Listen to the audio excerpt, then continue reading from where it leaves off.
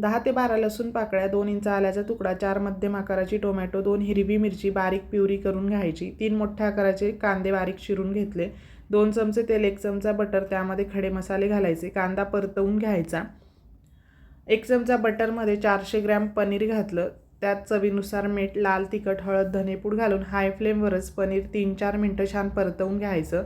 तयार करून घेतलेली प्युरी घातली, चवीनुसार मीठ घालायचं, 1.5 चमचा काश्मीरी लाल तिखट, अर्धा चमचा रेग्युलर लाल मिरची पावडर, हळद घातली, धनेपूड घालून छान मसाले परतवून झाले की 1 वाटी यामध्ये वाटाणे घालायचे। गरम करून घेतलेला 1 ग्लास पाणी घालून झाकण ठेवून वाटाणे 10 मिनिटांसाठी शिजवून घेतले। छान असं तेल सुटलंय, व्यवस्थित मिक्स करून घ्यायचं। यामध्ये आता परतवून घेतलेलं पनीर घातलं, 1 ते 1.5 ग्लास गरम करून घेतलेले पाणी, 4-5 मिनिटं भाजी उकळून घेतली की कसुरी मेथी, कोथिंबीर घालायची। मस्तच अशी मटार पनीर आपली इथे तयार झाली।